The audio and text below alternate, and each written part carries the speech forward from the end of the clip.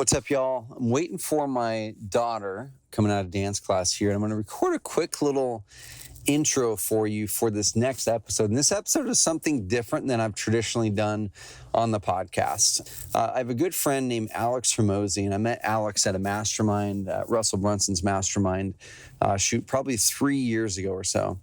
And the first time that I met Alex, him and his girlfriend at the time, but now wife, Layla, they were about a year or so into their new business, and their new business went from literally zero to millions within a year.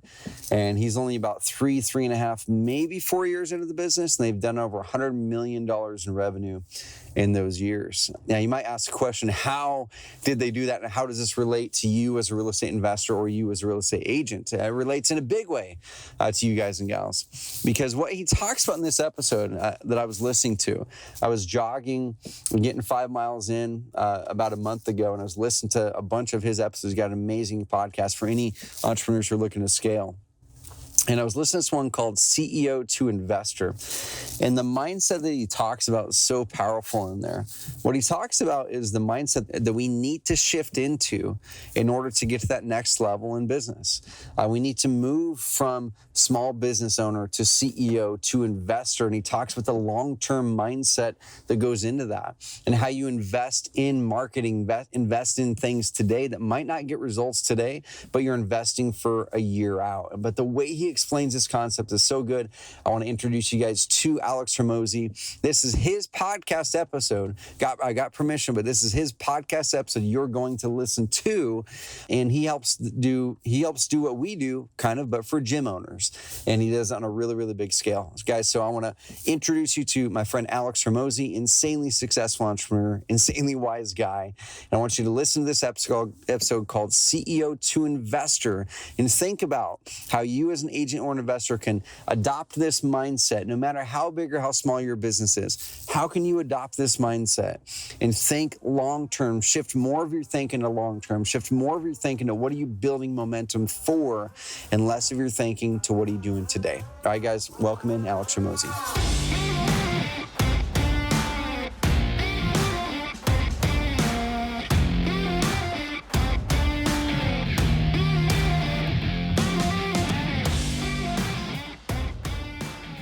You get so caught in the monthly goals and weekly goals that you forget to make the long-term investments that are important and not urgent. Welcome to the game, where we talk about how to get more customers, how to make more per customer, and how to keep them longer, and the many failures and lessons we have learned along the way. I hope you enjoy and subscribe. What's going on, everyone? Happy Sunday. This is coming from downtown Austin. Wanted to talk to you about one of the most profound belief and perspective shifts that I've had over the last few years. And I think 2020 was that year for me, where I made one of the most profound internal shifts. And the shift has yielded me unbelievable amounts of decreases in anxiety for me, and honestly just increased my level of certainty. And I can understand why so many people fail to a much higher degree. And I think one of the biggest curses that I had earlier on in my career is that, within months, I went from, it's just everything kind of aligned for me, mind you, after 5 years of eating shit. But nonetheless, things did align for me, and very rapidly went from making not a lot of money to millions of dollars a year in profit, to my second year doing almost $20 million in profit.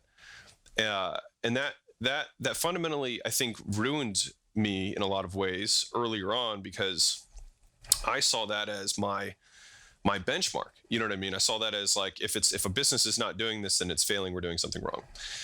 And I think that it was a really poisonous viewpoint for me, or toxic viewpoint. And I want to share with you what I've shifted to, and what has been such a dramatic improvement in my life, and I think my business. So when I look at investors and people who make a lot more money than me, and people who have much bigger businesses than me, I see this common thread of looking at it from an investor's time horizon. And so I feel like in entrepreneurship, everything's about tomorrow, everything's about this week, everything's about this month, and making payroll and all that. You have all the day-to-day things, but you get so caught in the monthly goals and weekly goals that you forget to make the long-term investments that are important and not urgent. And when I look at the billionaires of the world, and all of them are trying to build, escape paths to Mars, to me, I see that, sure, there's the cool factor, but the fact that they're all kind of thinking about this stuff just leads me to think that they're thinking on such a larger time horizon than the rest of humanity, which is probably one of the reasons that they're more successful.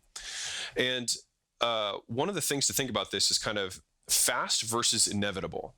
And I have tried to shift my perspective to wanting to do tasks and actions on a repeated basis that I know that if I repeat them over a long enough time horizon will lead me to inevitably accomplishing my goal. And so what it does by shifting that way is I look at tasks, I look at projects, I look at initiatives in a very different light.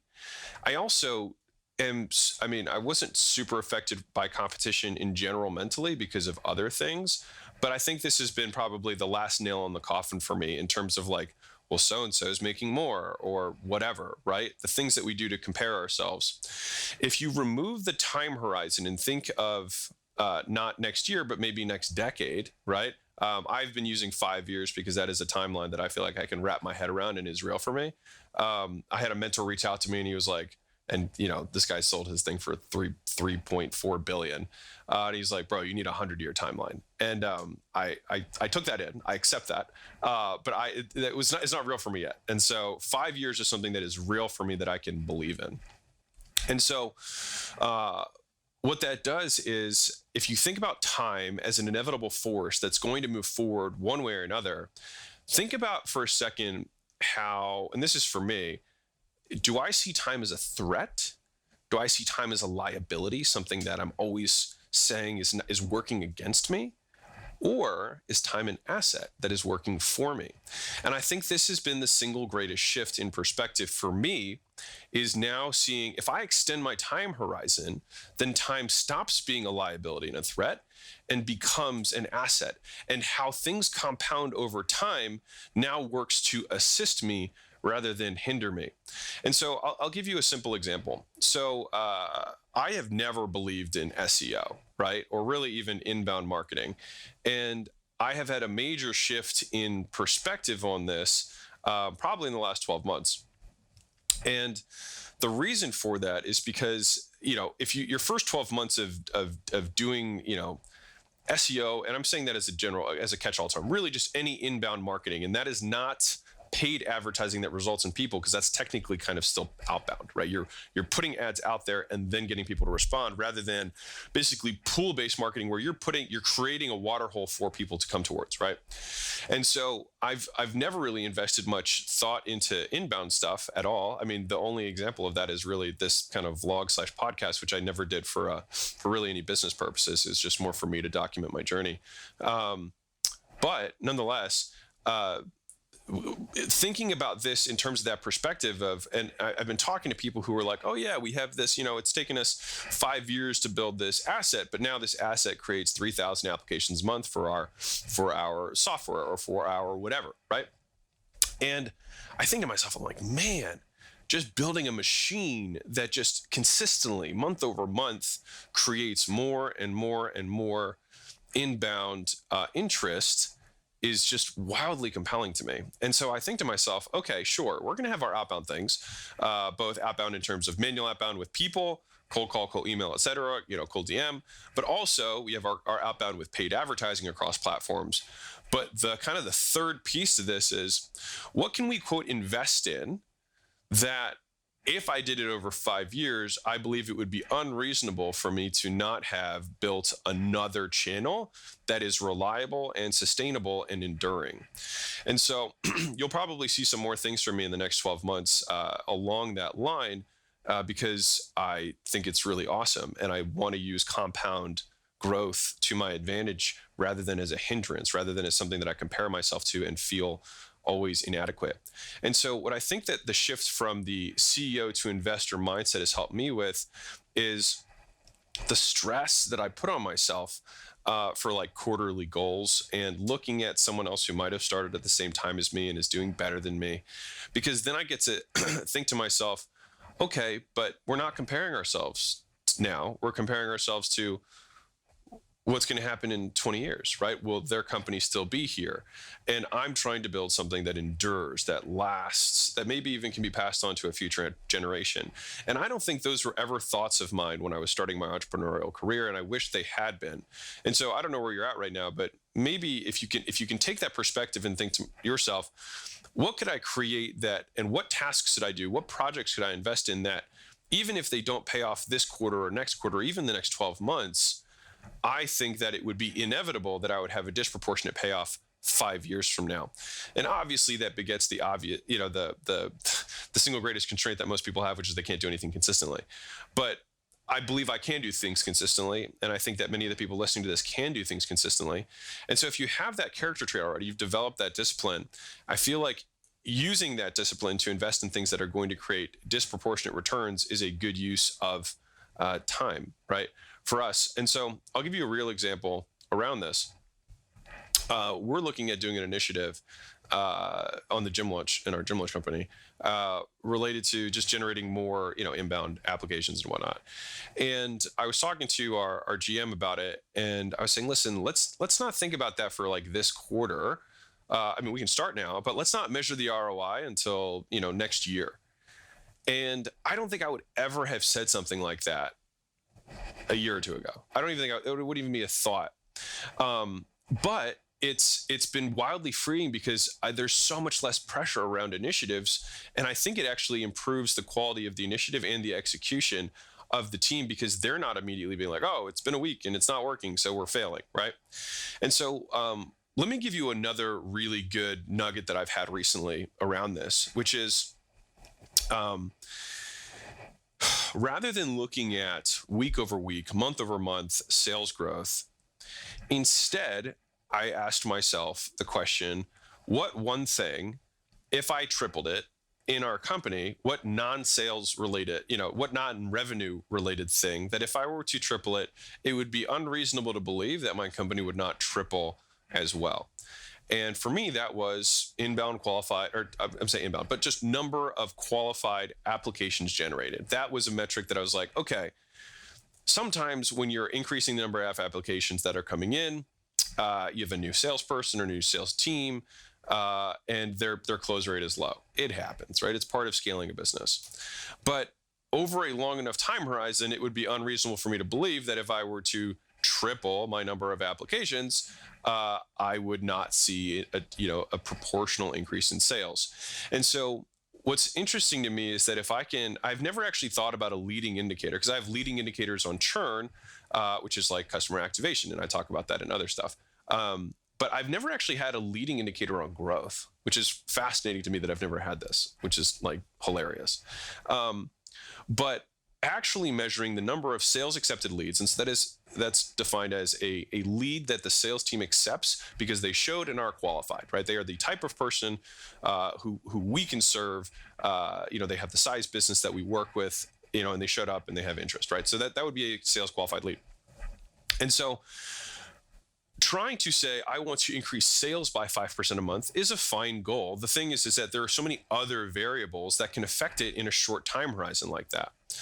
Whereas saying, I want to increase our number of inbound applications by 5% per month is far more consistent and reasonable to do. And so if you thought about it like a line, right? If I know that I can increase through consistent activity the number of inbound applications, either through adding more people to outreach, creating more channels for content, and then obviously there's the paid side, which is you can add another platform, et cetera, right? And so if I draw that line, that is something I can consistently do. And so when I'm thinking about growing my business and hitting a goal like tripling it, right, in the next 5 years, and I think, okay, well then let's take our sales qualified leads, right, and let's draw that as our line, and that's going to be our baseline, right? That's what we're going to focus all our attention on. The day-to-day activities around that, those are going to be like the stock market, right? They're going to be up and down, up and down, up and down. And I think most of us are looking at such small time horizons, it looks crazy. But if you look at it from an investor's perspective in terms of years or decades, then you can really see the truth. And the reason that a stock will go up over a decade is simply because of the true economic value that a company is providing, right? And so for me, a leading indicator of growth would be the number of interested inquiries that we get. And so that is actually going to be my primary predictive metric that I will be driving, because I know that, of course, we're going to change processes. Sure, we might change CRMs. We might change our funnel or our sales. Like, all these things are small things, but if I can simply increase the number of qualified applications of people who want to, for example, grow their gym by 3x in the next 5 years, then I can reasonably believe that I would be able to achieve it. And thinking that way has just been amazing. And so that is what I'm dedicated to doing. And some of these smaller projects, which for me were like, well, this thing isn't going to double our lead gen, so I don't want to do it. I've really shifted my perspective on that. And so I'm now looking at reliable inflows. It's like, okay, well, I think this one thing can generate us 20 new clients a month. That's not huge for us, but it's noticeable. And so, okay, well then how much does it take to invest in that? How long do we, and let's start it. Let's start the snowball, right? And so that's what I was talking to my GM about. And so we're actually going to do this initiative that I think will result in about 20 new clients a month. And it's going to take us time to get there, but I think it's going to be really, really valuable for us, right? Over the long haul, especially. And so let me just take a quick look at my notes real quick, because I wanted to make sure I'm not missing anything for you. Yeah,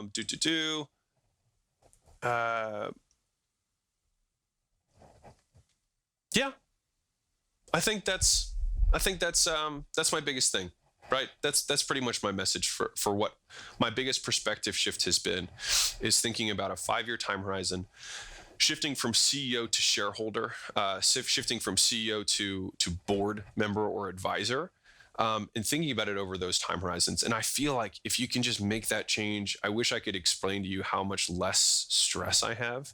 Because if, the company goes up by a little bit or down by a little bit 1 month over another month, it just doesn't affect me. Like, it doesn't affect my life in any way. And I feel like I had my ego and this is actually the last point that I had in my notes, which is my ego is just so much less impacted by the fluctuations of the business that it's just phenomenally increased my standard of living. Like, I'm just really not that stressed about things. I just can't even express it to you. And so anyways, this has been probably the biggest lesson of 2020 for me. And obviously 2020 for us was, our profit was cut in half. We did, I think 13.4 in profit last year. And we did, I think six this year. We're getting our final books, but around that this year in profit, which was technically my lowest year of profit in a while. And, but I can truthfully tell you, it just really doesn't affect me, because I know it's a momentary business disruption because of a pandemic that disproportionately affected my clients than many other industries. And I don't think it'd be unreasonable for me to believe that over the next 3 years, right, that we would not only recover, but grow past where we were before. And so in thinking about that, anyways, it's just viewing time as an ally and not an ally or an asset, not a threat or a liability. And when I can hitch my cart to something that is inevitable, like the passing of time, then I feel like you're aligned with forces that will grow you without your permission. And so anyways, I'll leave you with that. I hope you have an amazing day and keep being awesome. Catch you on the flip side. Bye. Thank you so much for listening. And if you found this content valuable, here's 4 ways I can help you grow your business for free. 1, grab a free copy of my book at alexsbook.com. 2, join my free group at alexsgroup.com. 3, subscribe to my YouTube channel at alexsyt.com. And 4, leave us a 5-star review so we can gain access to more influential people and bring those lessons back to you here. I hope you guys enjoyed that special episode of the Carrot Cast with my friend Alex Hormozi from his podcast called The Game. This episode, once again, is called CEO to Investor. And guys and gals, if you're not already, you should go follow Alex or go listen to his podcast. Now, he helps people kind of do what we do, but in the gym world. And the cool thing about his podcast is it's not really about gyms. He's probably one of the best salespeople that I've ever met. He's scaled businesses faster than most people are able to, and he does things at a big level. So go follow him over on on Apple Podcasts or Spotify. Look for The Game with Alex Hormozi, Hormozzi, and subscribe and listen. If you want to up your sales game, if you want to up your entrepreneurship game, it's a great episode. And guys and gals, just kind of doubling down on what he's talking about.